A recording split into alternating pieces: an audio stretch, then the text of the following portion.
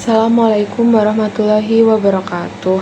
Perkenalkan, nama saya Puput Devi Apriliani dengan NIM 24030800053. Di sini saya akan menjawab soal UTS ilmu perpetaan. Yang pertama yaitu unsur-unsur peta dan juga fungsinya. Yang pertama ada judul. Judul peta ini untuk menunjukkan isi atau tema suatu peta. Yang kedua ada skala peta untuk menunjukkan perbandingan jarak pada peta dan juga jarak sebenarnya di lapangan. Yang ketiga yaitu penunjuk arah atau orientasi sebagai penunjuk arah utara, timur, barat, selatan. Yang keempat ada legenda, menjelaskan arti simbol-simbol yang terdapat pada peta.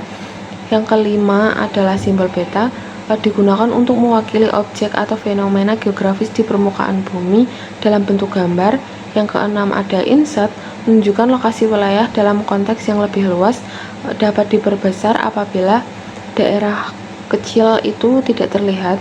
Yang ketujuh ada garis tepi sebagai batas luar peta.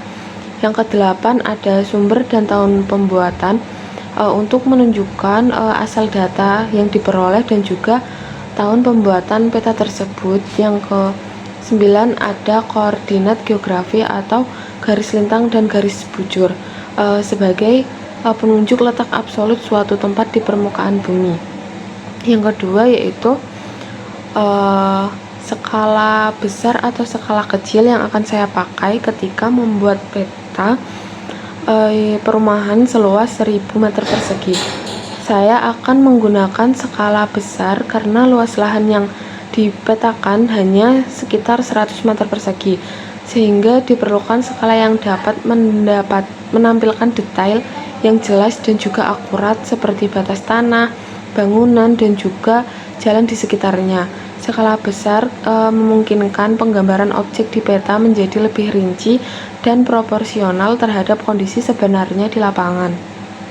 Selanjutnya yaitu soal ketiga, mengenai peta apa saja yang diperlukan untuk menentukan lokasi pendirian sekolah. Yang pertama adalah peta topografi untuk menunjukkan bentuk permukaan bumi. Yang kedua adalah peta tata guna lahan untuk menunjukkan penggunaan lahan saat ini. Yang ketiga adalah peta jaringan transformasi yang menampilkan jalan utama, jalan lingkungan, dan akses transportasi umum. Yang ketiga ada peta kepadatan penduduk menunjukkan sebaran dan jumlah penduduk di suatu wilayah tersebut. Yang kelima adalah peta hidrologi menunjukkan sungai, sumber air, dan daerah rawan banjir. Serta yang keenam yaitu ada peta administrasi sebagai pembatas wilayah seperti desa, kecamatan, dan juga kabupaten. Selanjutnya yaitu soal yang keempat, yaitu ketika membuat peta wilayah kutub proyeksi, apa yang akan saya gunakan? Saya akan menggunakan proyeksi azimatul, khususnya proyeksi azimatul kutub, karena proyeksi ini paling tepat untuk menggambarkan daerah di sekitar kutub. Alasannya, proyeksi azimatul memusatkan titik proyeksi di kutub sehingga bentuk dan arah wilayah di sekitar kutub terlihat akurat. Sementara distori jarak dan bentuk yang besar hanya terjadi di daerah yang jauh dari pusat peta.